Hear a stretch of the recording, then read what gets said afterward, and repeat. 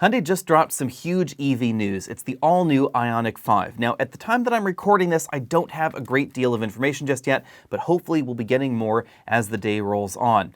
Big thing to know is that the IONIQ 5 is their new, what they're calling mid-size crossover, although the dimensions might make it a little bit more compact in the United States. This vehicle is targeted very directly at the Volkswagen ID.4, the Ford Mustang Mach-E, and of course, the Tesla Model Y. You could also consider this a discount alternative to something like the Jaguar I-Pace, which is right around the same size as this. In terms of design, you can see that this vehicle is definitely a radical departure from the current Hyundai IONIQ, their hybrid, plug-in hybrid, and full EV vehicle in their lineup.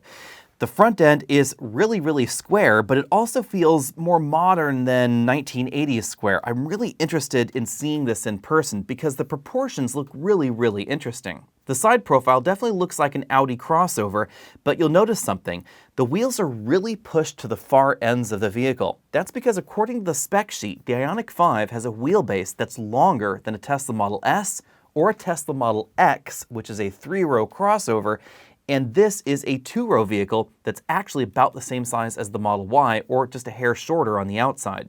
According to the spec sheet, the wheelbase is right around 3 meters, which is somewhere around 118 inches, so quite a bit longer than the Model 3 and Model Y, but the vehicle overall is 4.635 meters long, which is about 182 inches, so right around the same size as the Mach-E and of course the Model Y. Now, details are still a little bit sketchy on exactly how tall the vehicle is. It certainly looks a little bit more like a wagon or hatchback than something along the lines of the Mach-E, but the Mach-E is pretty close to the ground, so I wouldn't be surprised if this had more SUV-like ground clearance than what we find in the Ford. I suspect it's probably going to be similar or perhaps a little bit higher than the Model Y. But now to the more important parts that most people are going to be interested in. There are going to be 2 different batteries available, and we're going to be getting both of them in the North American market, it looks like. It looks like outside the US there's going to be a 72.6 kilowatt hour battery, but that gets bumped up to 77.4 kilowatt hours for North America. Then there's going to be a standard range pack at 58 kilowatt hours. Those battery sizes are really similar to what we see in the Tesla Model 3 and Model Y. And like the Model Y, this is going to have a dual motor setup. So the base battery will be available with 2-wheel drive. It's going to be rear-wheel drive also, which is interesting, not front-wheel drive, so nothing like the current IONIQ EV. That model will get a 160 kilowatt motor. That translates out to about 217 horsepower, although the exact figure remains to be seen from Hyundai about how exactly they're going to calculate that to North American measures. According to their spec sheet, that should be good for 0 to 60 in 8.5 seconds. If you get the all-wheel drive version, then they add another motor up front, and that bumps power up a little bit, but the 0 to 60 time drops quite significantly down to 6.1 seconds. If you get the extended range battery pack, then things are definitely faster. The rear-wheel drive model is going to be 7.4 seconds, and the all-wheel drive model is going to be 5.2 seconds. And I should correct myself, these are 0 to 100 kilometer an hour times. That's 0 to 62 miles an hour, but typically very close to what we should see in North America for the 0 to 60 time. Expect maybe about 1/10 of a second off of these numbers. We don't have any EPA ranges just yet, but according to the WLTP range figures that they've given us, maximum driving range will obviously be with the large battery and rear-wheel drive.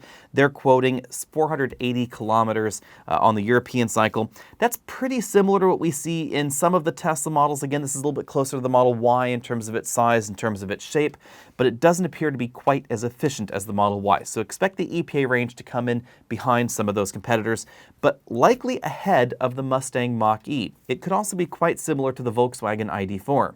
For me at least, the bombshell on this spec sheet are the charging specifications, because this is going to support the new 800 volt CCS standard.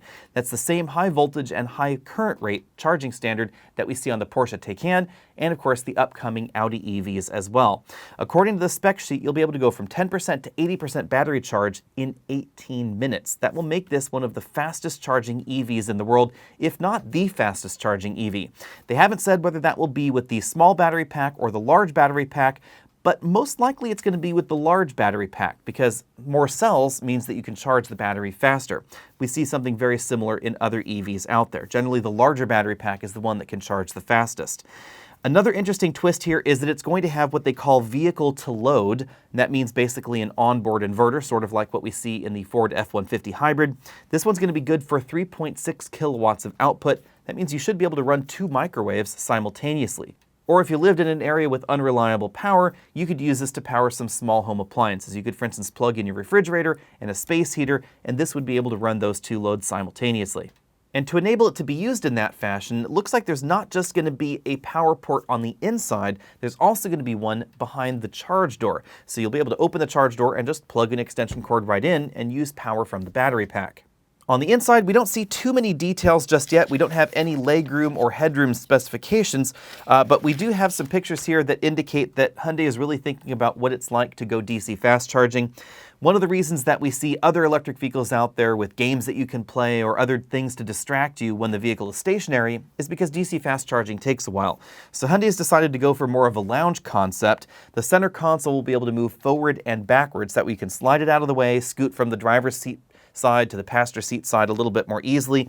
And both the driver and passenger seats will have this recline functionality with the ottoman that you're seeing right there on your screen. That looks like a really interesting feature. Although admittedly, I would love to see more embedded applications. I would love to see manufacturers that gave us Hulu and Netflix and YouTube, things like that, that we do see in some of the competition in the interior, because that really would help that distraction level as well. So you'd be able to pull up to your charging station and just, watch an episode of Star Trek or something while you wait for the vehicle to charge. Unfortunately, aside from that, we don't have too many details about the interior. We do know that there is going to be a dual 12-inch LCD setup, so a 12-inch touchscreen and a 12-inch instrument cluster. That's about the same size that we see in quite expensive Mercedes. We also see that in some of Hyundai's other vehicles, so that's a really cool feature. And of course, a complete suite of safety features here included. Their highway driving assistance, their blind spot collision assistance, we have radar adaptive cruise control, etc. That's all standard, but no comment about the next level of autonomy, which is interesting because some of the other EVs we see out there are of course going to be getting their latest hands-free systems. The Bolt EUV, I should say, has the Super Cruise system, and the Mach-E is going to get their hands-free driving assistance system as well. The other thing that Hyundai has not mentioned is how fast this will charge on a level 2 charging connector. So we don't know what the onboard charger is going to be like, but I wouldn't be surprised if it ended up over the 7 kilowatts that seems normal in most mainstream vehicles, because we are starting to see faster chargers in some of the competition. So I would expect them to stay pretty on top of that. As we see with other electric crossovers, there's a cargo hatch in the back and a front trunk up front.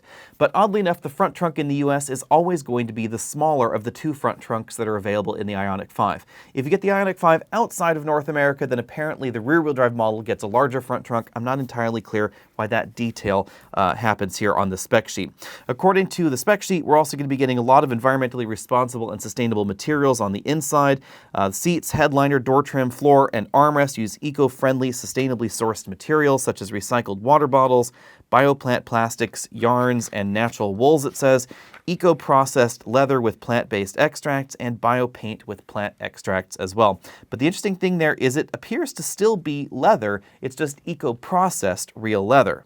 An interesting touch that I almost missed on this spec sheet is that there's going to be a solar roof. This is similar to what we see in the Sonata Hybrid. They don't give any specifications, but I wouldn't be surprised if it ended up pretty similarly rated to the Sonata Hybrid, so perhaps somewhere between 250 and 300 watts of maximum output. Depending on exactly where you live, that could get you a few miles of electric-only driving, depending on exactly how strong the sun is in your area. Also, of course, depending on how efficient the IONIQ 5 ends up being when we actually get some of those efficiency numbers.